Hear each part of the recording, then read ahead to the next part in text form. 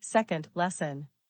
A monk or a nun on a begging tour should not accept food, and c. In the following case, when, on the 8th or Pashada day, on the beginning of a fortnight, of a month, of 2, 3, 4, 5, or 6 months, or on the days of the seasons, of the junction of the seasons, of the intervals of the seasons, many sramanas and brahmanas, guests, paupers, and beggars are entertained with food, and c.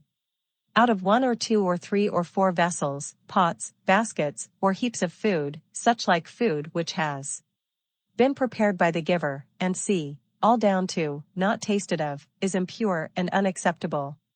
But if it is prepared by another person, and see first lesson, section 13, one may accept it, for it is pure and acceptable. 1.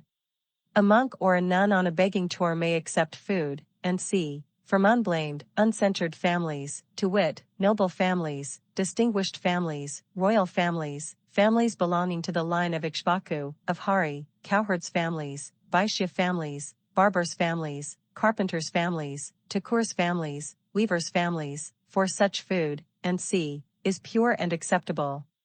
2. A monk or a nun on a begging tour should not accept food, and c. in the following case, when in assemblies, or during offerings to the manis, or on a festival of Indra or Skanda or Rudra or Mukunda or demons or yakshas or the snakes, or on a festival in honor of a tomb, or a shrine, or a tree, or a hill, or a cave, or a well, or a tank, or a pond, or a river, or a lake, or the sea, or a mine when on such like various festivals many sramanas and brahmanas.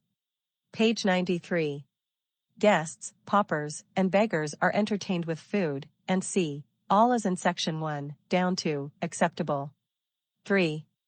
But when he perceives that all have received their due share, and are enjoying their meal, he should address one the householder's wife or sister or daughter-in-law or nurse or male or female servant or slave and say, O long-lived one! Or, O sister, will you give me something to eat? After these words of the mendicant, the other may bring forth food, and c. and give it him. Such food, and c. whether he beg for it or the other give it, he may accept, for it is pure and acceptable. 4. When a monk or a nun knows that at a distance of more than half a yogana a festive entertainment too is going on, they should not resolve to go there for the sake of the festive entertainment.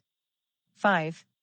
When a monk hears that the entertainment is given in an eastern or western or southern or northern place, he should go respectively to the west or east or north or south, being quite indifferent about the feast, wherever there is a festive entertainment, in a village or scot-free town, and c. 7, 6, section 4, he should not go there for the sake of the festive entertainment.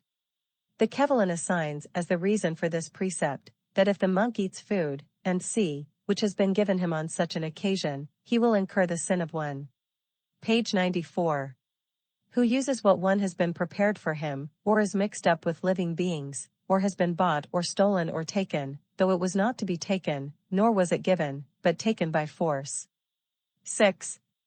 A layman too might, for the sake of a mendicant, make small doors large, or large ones small, put beds 3 from a level position into a sloping one, or from a sloping position into a level one, place the beds 3 out of the draft or in the draft, cutting and clipping the grass.